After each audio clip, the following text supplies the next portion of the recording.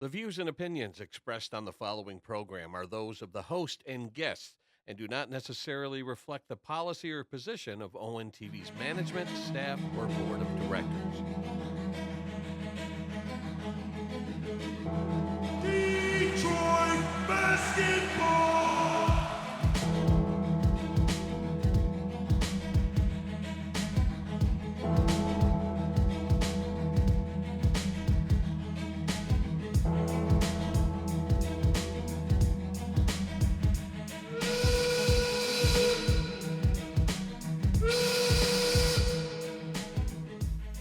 Hello and welcome back to Views from the Sidelines. Malik Hill, I'm Joey Tysick, and Detroit basketball is officially back. It's here. It's here. Detroit sports. And we might have a chance. Detroit sports. It's not like 2019. Are back. We got the Tigers playing well. We're not going to talk about the Tigers today. There's too much. Yeah. Lions draft is coming up next Thursday, same day that the Pistons get their first home playoff game for the series. And when was the last time that the Red Wings were the worst Detroit sports team? Listen, we might not have been alive. No, I don't think in my lifetime. Once we were born, the train was pretty much rolling. Because especially, I was born in '96. Yeah, they were getting it going at that point. Right, and I was born in '92. I didn't really watch hockey. That was like a little before the rain started. But at that time, like the Pistons weren't very good. They were coming off the Bad Boys era, kind of transition. The Lions were good. The Lions were pretty good. Yeah. The Tigers were pretty bad. So that was a rough time for Detroit sports. So that was kind of rough. I don't know if I've ever seen the Red Wings be the worst Detroit team. It's crazy. And we're officially gonna have to talk about the Tigers again because what they're doing right now is pretty fun. For now, I'll just say Spencer Torkelson it looks like it might be happening with him. He's on fire to start the season. I hope so. It would be a lot of fun. Yeah. But the NBA playoffs have started. We got 2 play-in games last night. We had the Magic beating the Hawks by not very interesting game. A lot. Yeah. And so the Magic are going to be the 7 seed. And then the Warriors beating the Grizzlies after the Grizzlies made a huge comeback to almost win the game. Jimmy Butler put up 38, and I believe Steph had 37. Mm-hmm. So they're going to get the 7 seed in the West, which is going to be wild. And then the Rockets have their hands full. That is like their worst nightmare. Yeah. It's kind of like the Thunder, not last year, but was it 2 years ago that the Thunder first kind of came alive and they had to. Well, last year they lost to Dallas. Who'd they lose to 2 years ago? I can't remember. I don't remember. That's what I'm trying to think because I think that was like their first big year of coming out. And last year was their first big year of being like a top tier, quote unquote team. Yeah. Anyway, and then tonight we have the Bulls playing Miami at Chicago. Miami, and then the Kings and the Mavericks. A couple of weird matchups. The fighting Nico Harrisons. Yeah. Oh boy. If they lose that game, because that's at home, right? That's at Dallas. I have to look. Is it? But it should be. I think. I'm pretty sure. I think the Kings got the last play-in spot, so I believe it's in Dallas. No, it's at Sacramento. Oh shoot. Okay, I was wrong. They finished 1 game ahead of the Mavericks, so they ended up getting it. That Pistons win is probably what put them ahead. So that's even worse for the Mavericks. They're going to be on the road, in a tough environment, with the Kings trying to kind of make a late season surge. Yeah. Bulls kind of the same way. Like they played really good down the stretch. Their team has finally kind of put themselves together. Josh Giddey playing well. Kobe White coming to play, and they just got something going. And the Heat going backwards. They're kind of in a full transition at this point, I would say. And then the Mavericks, they're just trying to hang on with all their injuries.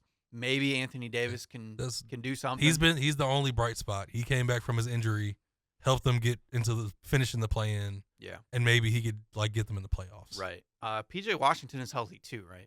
So they're almost fully healthy, but they don't have Kyrie, which is kind of a big blow. It's a weird matchup because the Kings have nothing but guards and Dallas has nothing but bigs. Yeah. So how does that balance out? Right.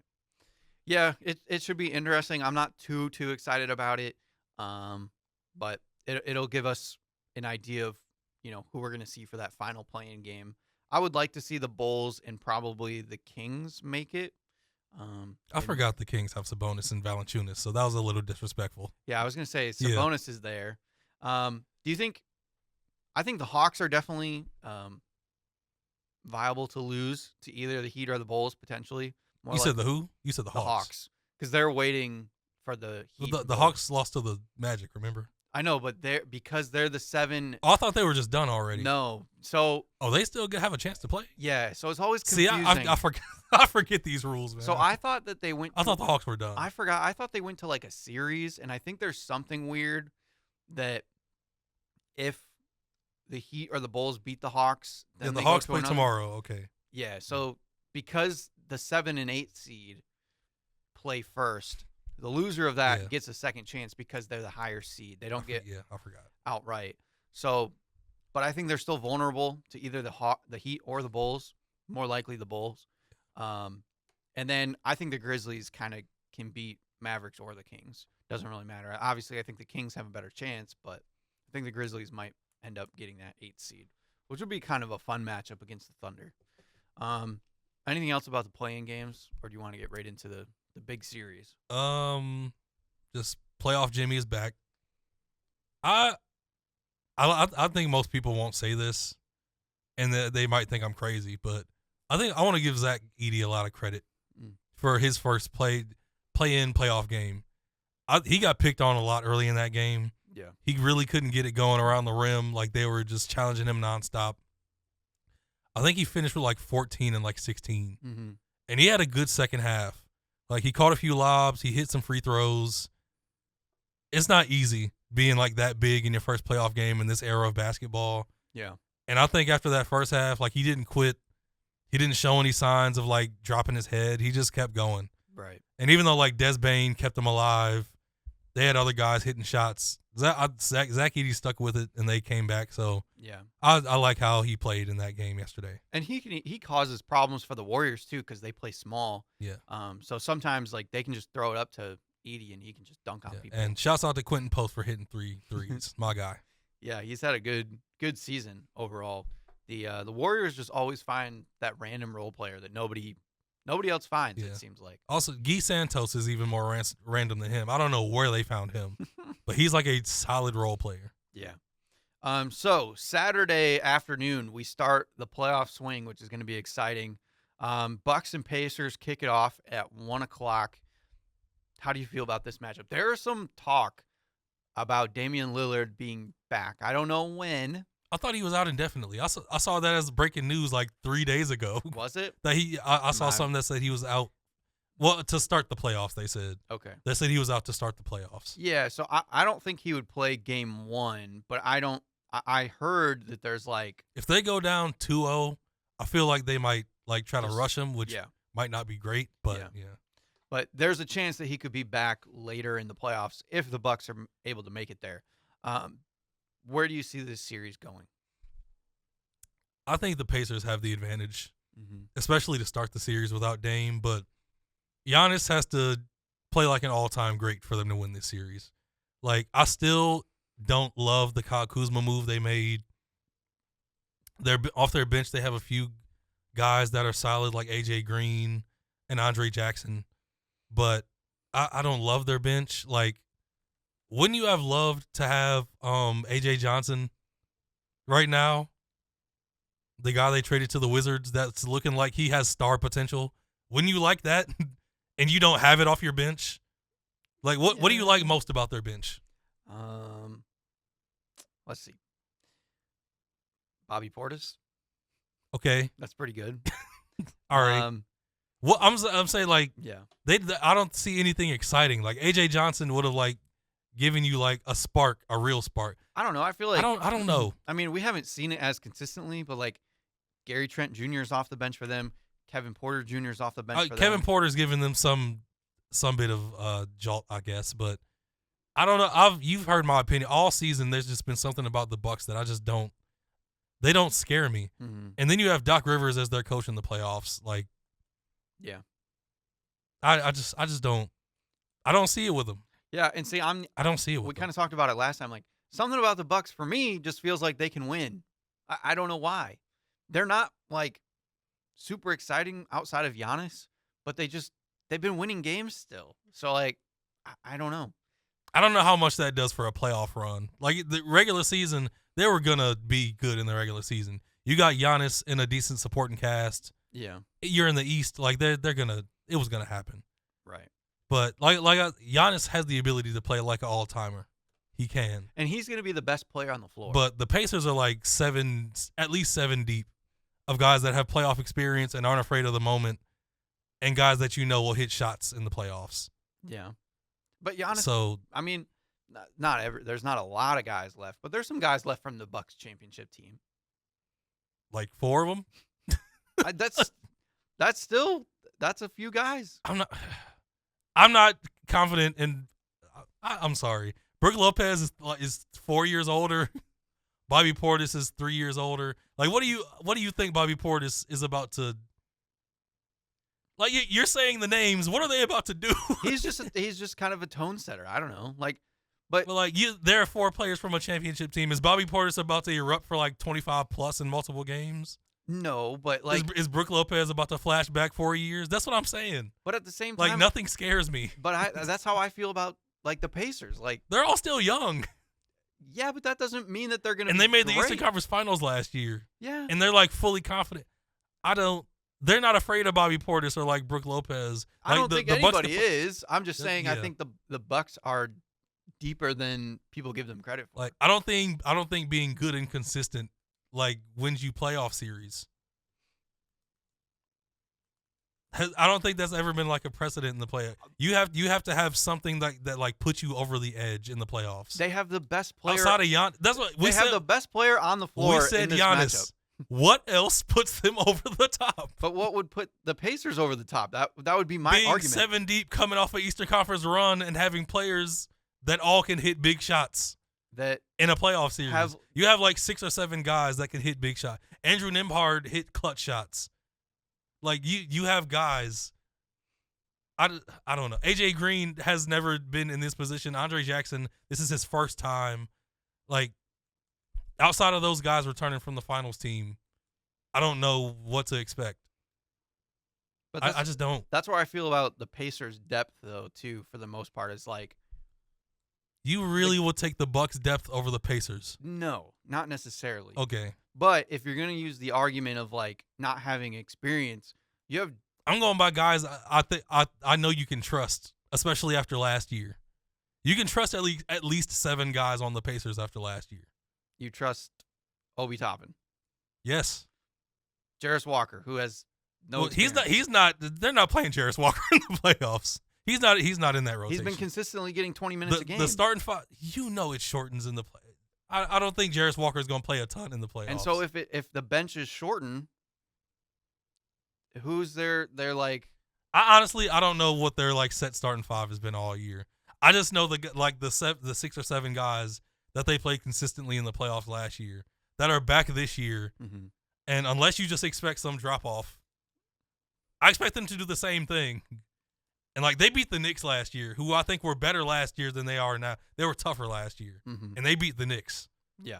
Like, I just don't. Outside of Giannis, I'm not afraid of them. Yeah. I don't know. Anything is possible, of course, but I just yeah. I think that's what makes this maybe a fun series. And it could be a fun series. obviously, Dame being on is the ultimate Yeah. like game changer for the most part. So the Bucks would still need somebody to step up. Yeah. And the Pacers have consistently been like one of the most high scoring teams in the league for most of the year. Yeah, they push the pace, and the Bucks aren't as good as they were defensively. So I don't know. It's gonna come down to some things, but And then there's the coaching advantage, which I wouldn't take Doc Rivers. I wouldn't. yeah, I agree with you there. So So with all that being said, I expect the Pacers to win. do you think it's gonna be like a easy? Like, what's your prediction? Because they have Giannis, I'd see it like 6. Okay. But he has to play like a all-time guy for it to go 7 or for them to win. Yeah, I think it goes 7. Or Kyle Kuzma just has to like go on a heater, and the guys that don't have experience just have to turn into something. Yeah, I've just been seeing like Giannis has like 5 of his last 6 games. He had a triple double, I think. So just I expect Giannis to be Giannis. adding that facet to his game of just finding that facet to his game of just finding open guys more, it seems like that's going to help them. But I think this is going to be one of the more interesting first rounds. There's a lot of good first round matchups, to be honest. Clippers and Nuggets, that's at 3:30. That's another fun one. The Clippers could win this series. Clippers kind of resurrecting themselves ever since Kawhi's been back. James Harden has had a really good season. Yeah, he's looked somewhat back to form. Obviously, he's not going to be like he was with Houston. I like this player more than the guy that was like at the top of the league. Yeah, closer to a prototypical point guard. Like he's not shooting 20 free throws a game. Yeah. It's not like full ball control all game in a game that's like not fun to watch to me. Yeah. Like he has a good all around game. Mm-hmm. Yeah, I agree with you. And again, like Kawhi is just an X factor for this team. Like we've seen him take teams to championships, and so a healthy Kawhi, there's I wouldn't say there's an argument that he's the best player on the floor, but he could go toe to toe with Jokic when he's fully healthy. Yeah. Like there's no argument with that. Right. He's that good. Yeah. And obviously Jokic has been incredible. Averaged a triple-double for the season. And like you kind of said, he's probably the best player on the court in this matchup. But Denver just isn't getting as much out of their guys as they have in the past. Well, that's the issue that it came down to. And so Calvin Booth wanted Mike Malone to play the guys he drafted. Mm-hmm. Mike Malone was just playing his guys. Yeah. And there was a clash. And so now both of them are gone. And so the Nuggets are just kind of freewheeling it, I guess. How do you figure out your rotations as the playoffs are starting? That's maybe now they have to like officially try to figure these things out. Yeah, that's maybe the only hard part that they're going to have. But other than that, they might be able to just play a little bit more loose, to be honest. Sometimes that can give teams a spark in that sense. Jokic has been a lot more vocal since Mike Malone got fired. Like there are clips of him like drawing up plays in the huddle and like leading people. Yeah, which is rare. Right. I don't know what the status of Jamal Murray is going into this. That's a big one. I know he's been kind of in and out of the lineup, and I know they're trying to preserve him for the playoffs, but he hasn't played a ton down the stretch. So curious to see how he's going to do because he's now he's not listed on the injury report. Right. So. He's kind of their big X factor, I would say. Him and honestly both their point guards, him and Russ, they need to really show up. The last few years of playoff Russ have not been good. No, they have not. Especially last year with the Clippers, he was pretty awful in the playoffs. So yeah, who knows what to expect from him? Right. What's your prediction for this matchup? It might go 7.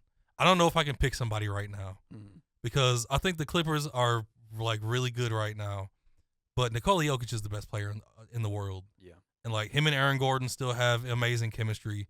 Michael Porter Jr. could go off in some games. If Jamal Murray is healthy, when he's in the playoffs, we know what he can do. Right. But yeah, like Kawhi seems healthy right now. James Harden is in a good place. Mm-hmm.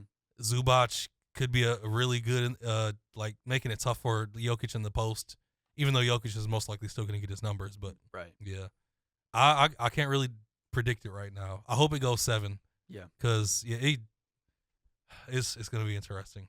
Yeah, me too. I hope this one goes the distance. But if the Nuggets get going, I think they could kind of roll the Clippers potentially. But I think Kawhi gives you like at least one game where he kind of goes off. Before we talk about the Pistons series, we'll go to Timberwolves and Lakers, which is the Saturday night nightcap. You have potentially the new face of the league versus the old face of the league. But also some people think Luka could still be the face of the league especially now that he's on the Lakers. T-Wolves and Lakers. Lakers, ever since the Luka trade, ended up doing pretty well down the stretch. Mm-hmm. Kind of the opposite of what I hoped for. But even more is the Austin Reeves thing. Yeah.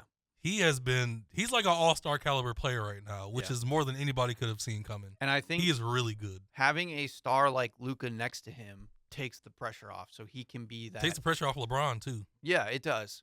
But just adding Luka just relieves Austin Reeves even more. to where he's going to get open looks and he has a time to shine, and he's been taking advantage of it. The Timberwolves, on the other hand, another weird team in the West. Like, they were really good defensively last year. Not so much this year. Now they're more offensive oriented. Anthony Edwards up there in the 3-point leaders on the season.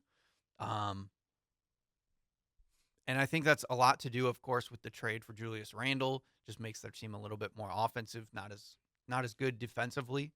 But I still think they have a chance in this matchup. Things do have to kind of go right for them, but I just think they have more guys still. I know the Lakers have finished strong, but the Lakers still, I think, lack some depth.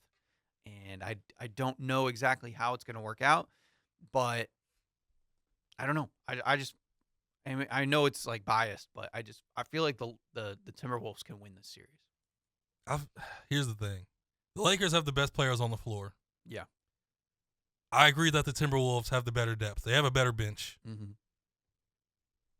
Chris Finch makes me nervous. Yeah. I like J.J. Redick is a first-year coach, Mm-hmm. and I kind of think he can go toe-to-toe with Chris Finch. Yeah. This is the most important series to me. One of the most important series in Rudy Gobert's career. Yeah.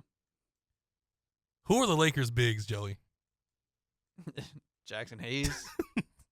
Can you name another one? Who do they have? Who else do they have? I'm going to end up looking. Here's my point. They don't have anybody, do they? Here's my point. Rudy Gobert, if you cannot shut down the paint, Yeah. and gets a few things going on offense, Mm-hmm. which we don't need hook shots. We don't need anything. Catch some lobs and dunk on Jackson Hayes. They got Christian Coloco. Maybe he'll play. Like I was saying, like if Rudy Gobert can't look like he's a Hall of Famer, isn't he? 3 defensive player of the years, always on playoff teams. He's supposed to be a Hall of Famer. Yeah. If you can't dominate this series, Mm-hmm. like he should be a turning point in this series. Yeah. Shouldn't he? Yeah, you got Rui. You got Rui and Jackson Hayes, basically. Dude, are we on the same page Because that Rudy Gobert should kind of dominate this? Jared Vanderbilt's not getting as much time as he once was. Yeah, this is going to be interesting. If he's not the X factor and if he's invisible in this series, like, what do you say about him after this? The other one that I'm really interested in, too, is Jaden McDaniels. Just because he was such a big X factor defensively for the Timberwolves last year. Yeah. Like, He was a dog on defense. Yeah. do you put – I know I do some crazy matchups sometimes, but do you put Jaden McDaniels on Luka? You might have to. Like, And to Luka would have the me- physical advantage, but Jaden McDaniels is long, so Right. yeah. And then you don't have to have Anthony Edwards running around chasing Luka, which would be a fun matchup, obviously. But, yeah, I don't know. Or you're going to give more minutes to Nickeil Alexander-Walker just to defend Luka or something like that. I don't know. There's some fun matchups. The that you can do. matches and mismatches. The one I'm really looking forward to, what's the Nas? Is it Nas Reed versus Rui Hachimura? I don't know. To be Because honest. that is really interesting to me. Because I think Nas is a better player. It probably but- will be. Well, I Like- don't. It depends on what the Timberwolves lineup looks To like. me, if he can take Rui out of the game, I think that's huge. Yeah. Because Nas, he's athletic enough to be able to like lock down Rui, Mm-hmm. but he's gonna have so much like usage on offense. Nas is most likely going to come off the bench. Who's there starting? Oh, Julius Julius Randle. Randle. I forgot. Yeah. See, I just don't have hope in Julius Randle But I as mean, a playoff guy. Nas Reed is I don't. is like a 6 man that almost plays 30 minutes a game, so they rotate through him Yeah. a lot. Nas is gonna be big no matter what. Right. So, yeah, I don't know. That will make this series is like the matchups. Because- My instincts say the Lakers, but the Timberwolves should have a very good chance of winning the series. Yeah. But you got LeBron and Luka and Austin Reeves. And I used to make the argument of that, like, I just don't think Luka can carry a team because of his lack of defensive effort and things. he did Obviously, last year. we saw it happen last Yeah. year, so I can't really say that he can't. And so I don't know. Minnesota has challenges for them, but Yeah. in my mind just says Lakers right now. Yeah. I hope the Timberwolves can pull it off. I just don't know who's going to guard Anthony Edwards. And I know you can say that for like Luka, like who's going to guard Luka, but I do think it's really who guards Anthony Edwards. I do think it would just have to be Austin Reeves, I guess. Yeah, I just think that the Timberwolves have a few somewhat answers to Luka, whereas I don't know what the Lakers do about Anthony Edwards. Is Anthony Edwards enough to take? Is he competitive enough to take Austin Reeves out of the game? Right. Because he can lock down anyone when he wants. Yeah. And he also can't really be stopped on offense. Right. So if he could tap into that Kobe Michael thing people think he could have, right, there's a chance he could take Austin out of it. And the guy that you forgot about, Julius Randle. To me, he's just not a factor in the playoffs to me. Yeah. But I think he could have some good games, but at the same time, I just don't see much impact from him. Is there any does he still hold any weird animosity towards the Lakers by some chance? Maybe he goes into Staples and he has something going on. Right. But I mean, does he guard LeBron? I assume. Again, or does he guard Luka? Again, the matchups could be really fun. You said Jaden McDaniels probably guards Luka. I think that would make the most sense. Putting Julius on LeBron makes the most sense. Right. So, physical body types. Yeah. Yeah. So it'd be fun. All right, and finally, before we get into the Sunday matchups, the big one. Pistons, Knicks. Yeah. 6 p.m. Kind of for me. That's like prime time for Saturday. How about the fact that they're not the NBA TV series? How about that? Thank goodness. Yes. Little clap there. Amazing. We got some buzz. We got Stephen A. Smith a little nervous. New York Knicks beat writers and things talking about the Pistons not going to take them for granted. The toughness isn't what it was last year. No. And the Pistons have had the Knicks number. What is it, 3-1 on the season series? Yeah, which also doesn't mean a lot in the playoffs. No. But yeah. Because know it's good to see that they can match up well with them. Yeah, we know the Knicks. They've been there before. They've finally kind of gotten over their playoff hump. And they're a good team. They can play. They're not, like you said, they're not as good defensively this year as they have been. They're more talented though. Right. Yeah. But the Pistons just I love the Pistons something about them. For the fact that it's like old school Detroit basketball. Like, obviously, they're nowhere near those other teams defensively, but they're good defensively. They're not like the actual bad boys where we're gonna fight you. Right. Like they're not gonna fight you. Yeah. But they're gonna play so physical that they're gonna piss you off. Right. And they're gonna make them want to fight you. It's kind of the way the game is played today that you can't fully do that. Yeah. They go far enough to where they're allowed to do what they can do. And it's not like the going to work Pistons where they like just slow you down. One of the greatest defensive teams in NBA history. That's different. Yeah. But even without the defense, like that 04 team just like enforced their will on the game. Mm-hmm. This team's definitely different, but they still have that. We've been using a lot with the lines like that Detroit grit. At some point in the game, you have to like play their style. Yeah. Like they won't let you play your style the entire game. Right. And it's fun that just last week, the Pistons beat the Knicks to close the season. Isaiah Stewart's defense on Karl Anthony Towns in that second half. Yeah. It almost brought a tear to my eye. Like he had 5 fouls in the fourth. Yeah. And went almost the entire fourth defending him. Right. It was amazing. The thing I hate is that I haven't been able to watch the Pistons very much because I don't have access to FanDuel TV or whatever. So I don't know exactly like what the Pistons Knicks series fully looks like. Because again, I do like weird matchups for myself, but like to me, do the Knicks throw Josh Hart at Cade? Because I think they most likely start with Mikal because of his length. Yeah, I guess that's true. He cooked OG and Anunoby 3 times. I was gonna say, I know that he went to work on OG. Like normally you would say OG, but he struggled against him. Yeah. The other hard part is that OG and Josh Hart didn't play in that final game either. You could try Josh Hart because he can get up under Cade, right? And kind of annoy him. Yeah, and I think they don't need Josh Hart's offensive ability as much. So maybe they stick him to defense and then they try to save Mikal for the offensive side a little bit more. I don't know.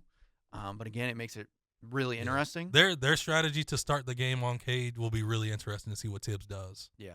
Like, do you double team him like often early, or do you just throw like Josh Hart on him to start, right? And say just go crazy? Yeah, that's where I think the some of the coaching strategy is going to be really interesting for this game too.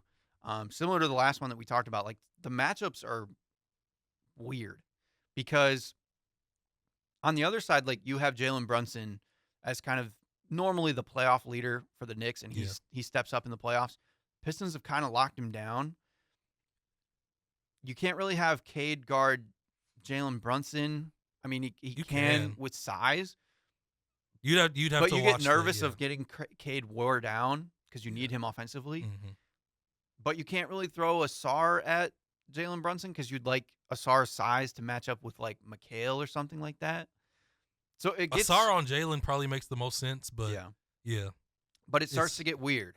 And so that's the interesting part for me too. And that's where it always feels weird that the Pistons have done so well against the Knicks because matchup wise, when I look at it on paper, I feel like the Knicks should just blow the doors off of us. But that's where the old toughness thing comes in. Right. And they're just not as gritty as they were last year. And at this point too, it's like we now have the confidence against the Knicks, which is a big thing. Because going into the season, like I would have been terrified of Karl Anthony Towns, and he's still done really good against the Pistons.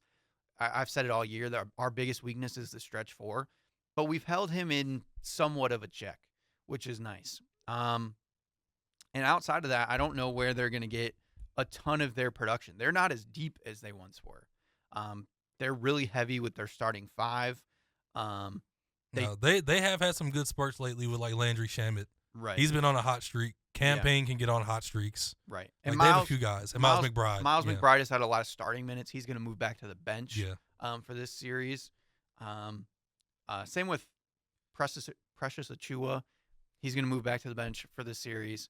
So, yeah, I guess they got some guys still. But their starting lineup would probably be Jalen Brunson, McHale, OG, Karl Anthony Towns, and does Josh Hart step in there? Probably Josh Hart, Yeah. Josh Hart usually starts at the 2. Right. And then you have Precious and McBride off the bench first, probably, with maybe Shamet. They played PJ Tucker 27 minutes. I don't know what he does. I don't know how much he's doing in the playoffs. That might be just like a Tibbs spur of the moment thing. PJ get in there. Right. So yeah, I think the Pistons, they're going to rely heavy on Malik Beasley. I think this is going to be a big thing for him. Is like, can he keep what he did in the regular season up in the playoffs?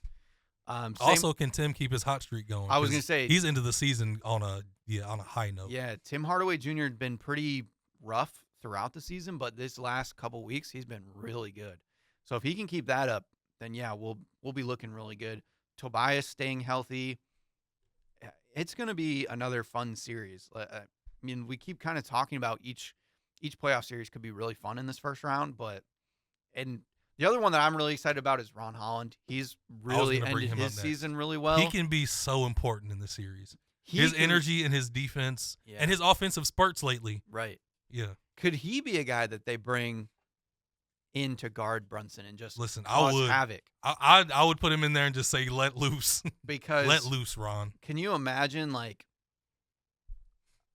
6'8", basically a guard that you have to go around? I know Jalen Brunson is really good and he's dealt with these kind of guys, but like just a young, energetic dog. But then also like Jalen Brunson can foul bait. Mm-hmm. Ron could get into foul trouble. He could chase McHale off screens. Like he has that much stamina. He has that much energy. Yeah. 1 through like 3. Right.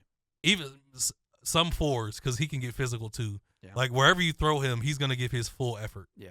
And I think you might use Ron and Stu to just cause havoc, get fouls. Like, who cares if they end up with 5 fouls per game? Just be a little bit abrasive and get in their heads. Yeah, make it as uncomfortable as possible. Right. Make them annoyed. Get some text going. Yeah. Yeah. Wear them out a little bit, and then hopefully we knock down shots. And that's kind of the key to this series. You know what I feel like a key matchup is? Yeah. I honestly think Jalen Duren can like really get Mitchell Robinson worked up. Not only like because of his defense, but like his offense. Like he has been so reliable. You haven't watched a lot of games. I've watched a ton of games like in the last month of the season. Every time they give him like a pass in the post, it's an easy like turnaround hook Mm-hmm. Like it's been very automatic for Jalen Duren recently, where the shots have been coming easy to him. Yeah. And even though Mitchell Robinson is like 7'7", I think he could get Mitchell into foul trouble because like he's gonna put that shoulder in his chest. He's gonna try to dunk on him. I think he's gonna try to make it hard on Mitchell Robinson. Yeah. And that could be a real advantage for the Pistons. And Mitchell Robinson hasn't played a ton in the season. Yeah. This year, he's had a lot of health issues and things like that. And then at one point, wasn't he trying to like leave the team or something weird?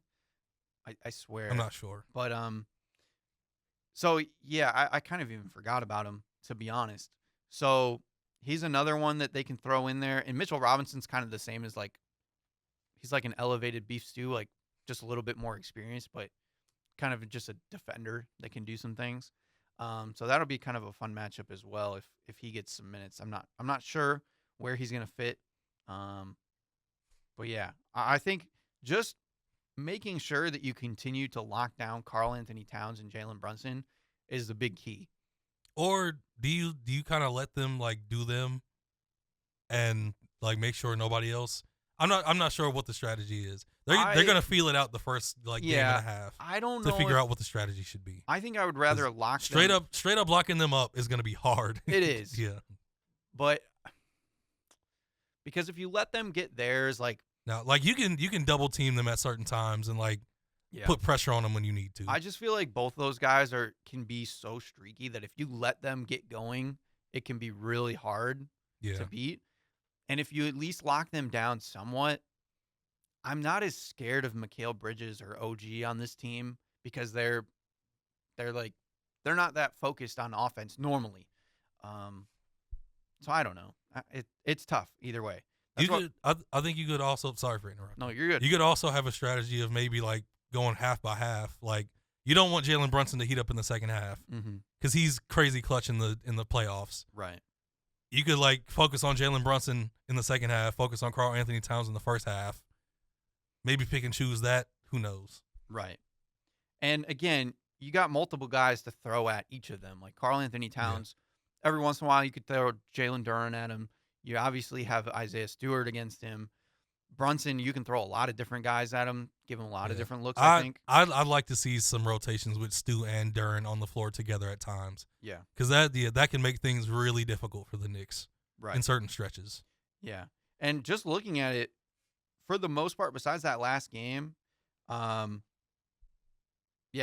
has had over 30 points in each of his matchups with the Pistons, and they only won once. So 3 out of the 4 games, he had 30 plus, and only one of those games did they actually win. So I'm okay with Jalen getting his, I think, because it's just shown up that it works out fine for the Pistons. You realize we haven't even brought up Asari yet? I did briefly. I didn't even hear it, but like just guarding. He's another defensive X factor. Jalen Brunson. Yeah. So like that's why I said I think you can throw. I forgot we brought up Asari. Yeah. Him and Ron at Jalen Brunson. Yeah. And then you just keep the pressure off of Cade, at least defensively, and Cade could guard Josh Hart realistically. Yeah. Like he could guard OG Anunoby. Like, it should be all right. It should be fine. Because even Cade plays defense, so he's going to be locked in. So looking at it, Karl Anthony Towns has not had anything more than 25 against the Pistons, 26. He did miss one of the games that they played. I think that'll change in the playoffs. I think he'll have at least like 130 plus against the Pistons. Yeah, so I think Karl Anthony Towns should continue to be the focal point of locking him down. Yeah. All right, predictions. First playoff series in a while. Do the Pistons at least get their first playoff win since 2008? I'm going to go 7 games. Could you imagine? And should I just go Homer because it's been so long? I mean, this seems like a series that's possible. I'll go Pistons in 7. I think it's just as likely the Knicks could win in 6 or 7. I think it goes at least 6. I don't see the Knicks just completely taking over the series. That would be pretty disappointing. Mm-hmm. But I'll just go with the Homer pick. Pistons in 7. I'm gonna go with the Pistons in 6. Even and I'm more gonna make Homer. I'm gonna make the boldest prediction: the Pistons are gonna win Game 1. Listen, scare everybody. If they steal Game 1, Things get interesting. I could now. see them winning game 1, get the monkey off their back, and still lose like in 5 randomly. But I think there's a good chance they can win game 1 and just scare everybody, which would be a lot of fun. And then at that point, we're playing with house money. Yeah. All right, the Sunday matchups. The Thunder are awaiting. Yes, it's 2 waitings. So that's no big deal. They're gonna get either the Kings or Kings, Grizzlies, or the Mavericks. Yeah, just chalk that up. I don't think it matters. Same with the Cavaliers series. Yeah, You can chalk that up. getting the Heat, Bulls, or Hawks. Yeah, I don't see anybody beating either of those teams. The Thunder, no, they're too too seasoned at this point. Magic and Celtics. You can pretty much chalk that up too. Kind of an old school matchup, but man, the Celtics are just so good, and the Magic, they've kind of limped. Without Jalen Suggs, I just can't see it. Yeah, and like their offense has been so streaky and straight up bad a lot of times in the season. Mm-hmm. Like I don't expect Anthony Black and Cole Anthony to play as great as they did yesterday consistently. It's weird for as good as all the Saturday games are that Sunday is just kind of meh. Yeah. Until the nightcap could be fun. Warriors and Rockets. I still can't believe that the Rockets are the 2 seed. It's weird. It just feels odd. M.A. and those young guys, they just fit together for some reason. Yeah, and I think they went under the radar because of the Pistons, honestly. Because the Pistons made such a wild turnaround. People forget how big of a turnaround the Rockets have made. Yeah. To win 52 games, but then get to really see impressive. the Warriors in the first round, like that's just feels bad. Yeah. I think Houston's advantages are with Şengün and Amin Thompson. Right. Yeah, they have some size down low. Like guard wise, what is Fred VanVleet about to do in this series? Like he's been injured so much late down the season. And then Jalen Green has been so up and down all season. Yeah. And like I don't see them playing Steph and Jimmy. I can't see it. They played 2 weeks ago and the Warriors won 106-96. VanVleet played 36 minutes, had 3 points, 3 assists. Like he can hit 8 threes and he can hit 2 threes. Like it's Well, and like I said, he's been hurt so much this year. I think that's really thrown him off. Yeah. But the Warriors, they did beat the Warriors. Oh no, they beat the Warriors 2 weeks ago. Okay. So even with VanVleet not having a good game, they beat the Warriors in the season series, I believe. 3-1. Or no, it was tied 2-2. Listen, anything before Jimmy, it doesn't count. That's true. It does not count. But they did beat him 2 weeks ago. I don't know if anybody was out or not. A matchup that's going to be more like funny and entertaining than like means anything stats wise. Mm-hmm. Draymond and Dylan Brooks. I just want to see just chirping and in each other's faces. I just want to see it. Yeah. It'll be really fun to watch. Yeah. I don't know. I mean, I'm such a Warriors fan that like I'm taking the Warriors. I don't know if the Rockets are ready yet. I don't either. Like they haven't been through the gauntlet like OKC yet. Yeah. They didn't make the playoffs last year, right? No. Yeah, this is their first time. They drafted Reed Shepherd last year. Yeah. This is their first time doing this. Like, and down the stretch, they lost to the Nuggets. They lost big time to the Lakers. They lost to the Clippers by 17. They did beat the Warriors 2 weeks ago. They did beat the Thunder 2 weeks ago. They're just an up and down team. So in a 7-game series, when things tighten up, the Warriors they have so much experience. Yeah. And getting Jimmy Butler to just say, "Oh, it's time." Like, Jalen Green, you're having a good series? Not anymore. Not anymore. Like it could get ugly for Jalen Green in this series. Yeah. If Jimmy is locked in like we think he will be, oh my God. Yeah. Especially the way that, Jalen Green is still growing as a player. Jimmy could get in his head and it could be bad. Mm-hmm. What Pods and like Moses Moody and them do in this series is up in the air. Yeah.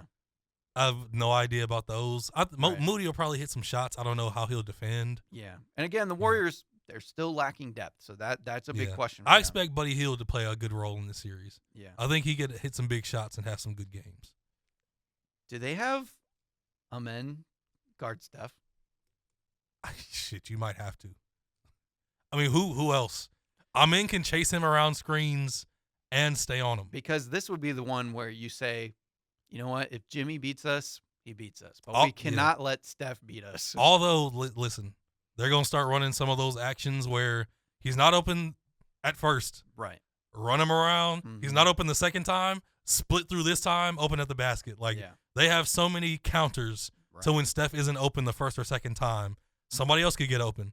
Steph could get open the third time. Like, yeah. It's eventually Steph is going to start get going. Yeah. Like, Again, yeah. just the experience, I think, is Now, gonna be, do you throw I'm in on him? Probably should. yeah. I think that would be the best idea. But again, what do I know? So I'm excited about a lot of these interesting matchups, but I think the Warriors should win in 5. I think Jeez, 5? I think the Rockets have it. I'll give the Rockets at least 2 just because of Yeah. how good they've become. Yeah. But I don't think they're ready for a run yet. No. I don't know. Again, I'm always a fan of the Warriors. The Warriors beat them in 5. People need to be terrified if they did that. I mean, I don't know. The West has looked a little shaky at times. I think the West is good, No. but I think a lot of teams have a chance to win. I think we both believe the Warriors could make a run. It's Mm. possible. Yeah. But they're definitely going to struggle with depth at some point. Yeah. So, yeah, I don't know. I'm excited for the playoffs. They're right around the corner, and I'm just excited to watch some Pistons basketball. That Saturday night So am I. game should be a lot of fun. Hmm. Even though it's at New York, but then we get to come back to Detroit next Thursday. I really hope that LCA is rocking. Yeah. And I will be at Game 4 Sunday at 1 o'clock. I'll be there. May be there, but You should try. I don't know yet. It's Listen, all up in the air. There aren't many bad seats in LCA, honestly. No, so, there's not. yeah, you get nosebleeds, it'll still be fine. Yeah. So we'll see. And I'm sure it'll be jumping up there. So I hope yeah, so. it'll be jumping. I hope so. All right. The other big thing that's coming up next week is the NFL draft. How much time do we have left? Like just a little over 10 minutes. So Okay. like 12 minutes. Shoot. I know. We got to get through here. Yeah, we got to go. So, big NFL draft. A lot of question marks up at the top. It feels like it's kind of been that way the last couple of years. Maybe the only locked position right now is number 1. Seems like the Titans are pretty much locked in on Cam Ward. They've met with him several times. He's alluding to liking certain players on the Titans. Like, yeah. Yeah. So, it seems like right away the draft starts at 2 with the Browns. And what do the Browns do? Most people seem to think they're going to take defense. But you don't have a quarterback. Yeah. You do not have a quarterback. And are you just going to, like, wait? You're going to try to make a trade for something? Like, Mhm. I don't see how you don't take Shador. Yeah. Like, Kevin Stefanski has shown if he has a quarterback that has a chip on his shoulder, Yeah. and can, when he's healthy, can make the throws, be accurate, be precise, like, that's what Shador is. Mm-hmm. And he's tough as nails. Like, he's taken so many hits and just making throws over the past 2 years. So, I would take Shador. Yeah. Putting somebody next to Myles Garrett, cool, but they had a great defense 2 years ago and had Joe Flacco as their quarterback, Yeah. and it didn't mean anything. So my only counter to that, and this is just based off of how I feel about the draft, is like, and I'm sure Cleveland fans would hate it, but they have the first pick in the second round. I think this quarterback class is obviously, I don't think I'm wrong in saying it's not as good overall. You've got to, like, I think there could be a few diamonds in the rough. That's Like, kind of my point. I like Kyle McCord, Yeah. but they better love Kyle McCord Right. if they want to take him at the top of the second and, like, just go ahead with him. Right. You better love him. Or if you're a big believer in Jalen Milroe. That's a heck of a risk. It is. Yeah, that's a heck But of it a could risk. pay off big time too. Yeah, and then there's the word on Tyler Shuck Yeah. because he's the most experienced. He's 26, Right. but he could come in and play right now. Right. He's ready to go. Yeah, Maybe he's kind of that weird like bridge to let Cleveland kind of Yeah. see what Some direction. people said he could be like Bo Nix-esque, Yeah. even though Bo Nix had like huge back-to-back Oregon years. Right. It's kind of different, but yeah. At one point Quinn Ewers was a big name. He's there. I mean, I don't know. People if have believe cooled in off him. on Quinn, son. Right. Yeah. But I think the quarterback class isn't that great, but I think it's still interesting. deep. Yeah. At chance. So, with Abdul Carter there, like, I wouldn't be so surprised. Or if they just want to go with Travis Hunter and just Get somebody. I don't know. I don't know what the Browns are thinking these days. I just don't. I don't see. I don't know. I don't know. Yeah. You need a quarterback, Cleveland. You need it. Right. Giants. I don't know. I guess you hope for Shador. I would say take Travis Hunter. Yeah. Cause I've heard rumors that I thought they had another second round pick, or I heard something about them like potentially moving back and like taking Jackson Dart. Mm-hmm. I would go Travis Hunter if I was them. Yeah. Because you have Russell Wilson and Jameis. You pay for two quarterbacks. Keep forgetting about that. Exactly. Just play Jameis, please. Like, why not just take Travis? Or you could take Abdul Carter. You need help on defense. Yeah. You need help everywhere. Right. You need playmakers, and you just need help. Yeah. So I wouldn't mind them taking Travis Hunter or Abdul Carter if he's there. I don't know if they take Mason Graham that high. Who knows? Yeah. Huh. Interesting. Patriots.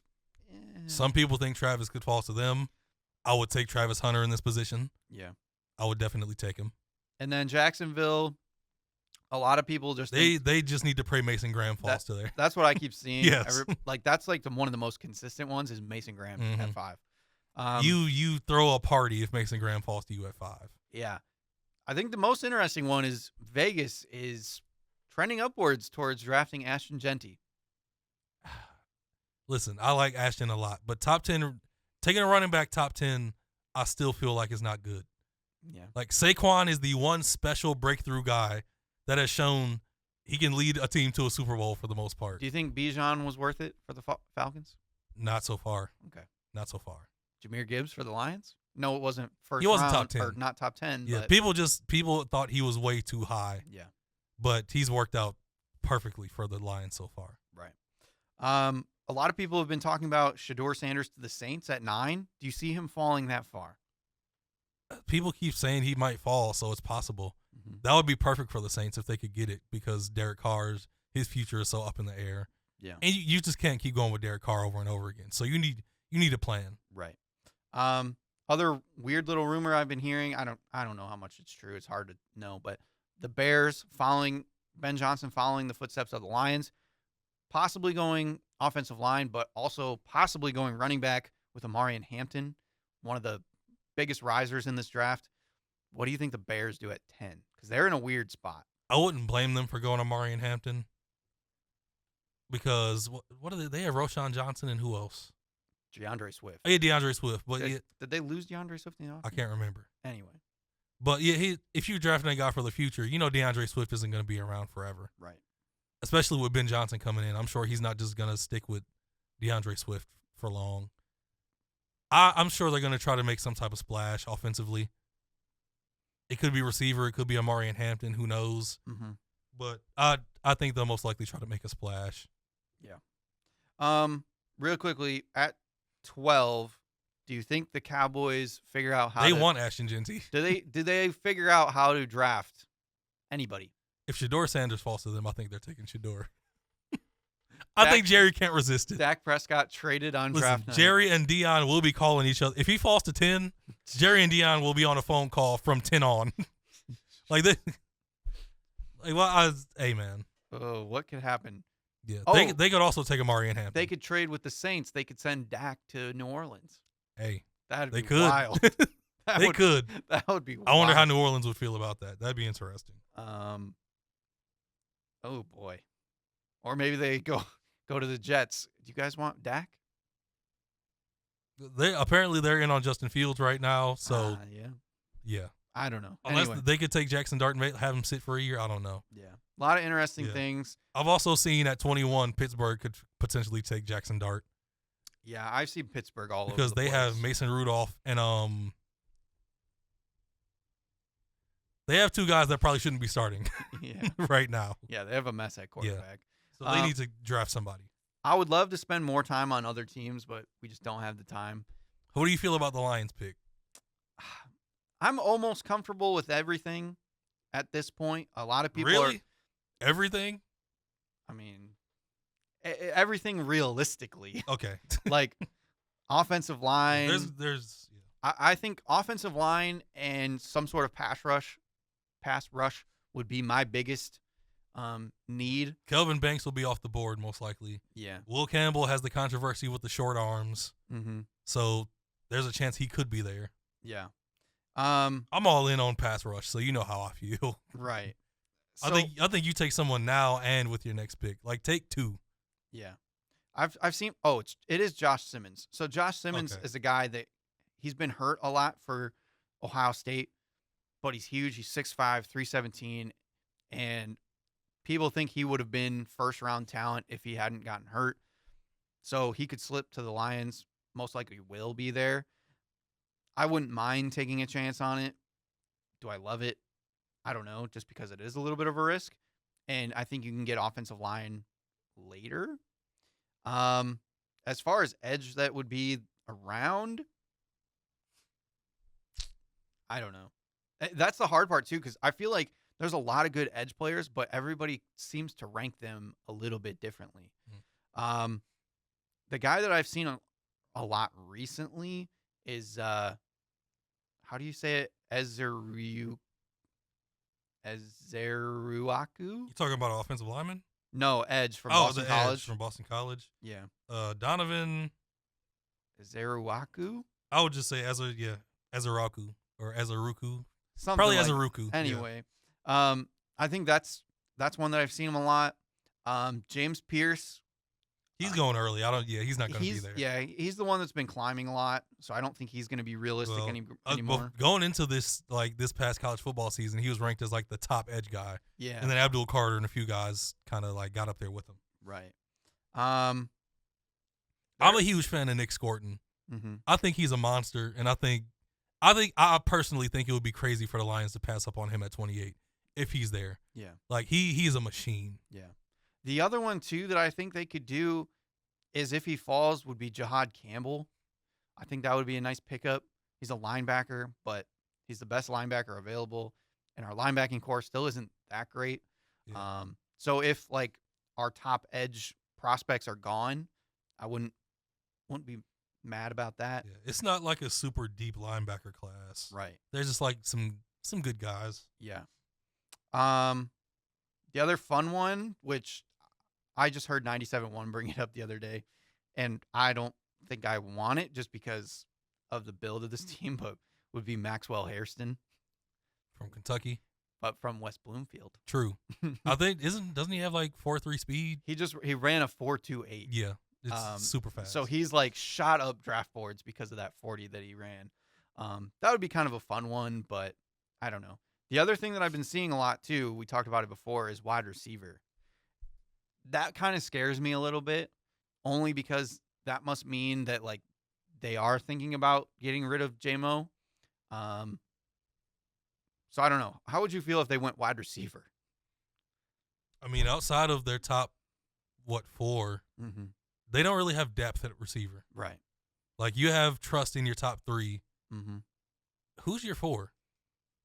Because it's Amon-Ra, J-Mo, Khalif. and Khalif is your 4. Yeah. But Tim Patrick, Khalif, yeah, it's like, not great. Taking a young guy, because there's some people say it's like I don't think it's a very weak receiver class, to be honest. No, I don't think so either. It's not top heavy, No. but I think there are tons of like quality professional receivers in this class. Right. Guys that could give you 50 catches, Mm-hmm. like 500, 600 yards, 4 or 5 touchdowns. There are guys like this in this class. Right. Yeah, even outside of the top guys in the wide receiver class, like Jalen Royals, I think is a quality wide receiver. I like Kyle Williams. I like Torrey Horton from Colorado State. Mm-hmm. Like there are guys. Ty Felton from Maryland could be really good. Like I like this class. Yeah. Pat Bryant from Illinois. There are a lot of guys I like. Right. Yeah, I agree. Even guys like if you wanted to take a chance on like Tez Johnson, he's shown flashes and stuff like that. But yeah, I don't know. I don't know if I would love wide receiver at 28. Not 20. Yeah, I'd like them to take somebody like in like the 3rd. I would. How many picks do they have? Um, They have 1, 2, 3, 4, 6, 7, 7. Yeah, they have 7 Yeah. picks. Okay. So 1, 2, yeah, 3, like 4. 3rd or 4th round, there will be guys around, Mm-hmm. and they usually like trade up if there's a guy they really want. Right. They'll trade up to get someone. Or Yeah. I've heard a lot of people talking about maybe them trading up again if they can package maybe their first and second rounder to get up just a little bit. If there's a guy that they really like, I wouldn't hate that to get their guy if they really wanted somebody. Like maybe if James Pierce starts to fall and he's in like the 20s. If there's a guy there and that you really like him, I'd be in for it too. Yeah. So that's all we got, unfortunately.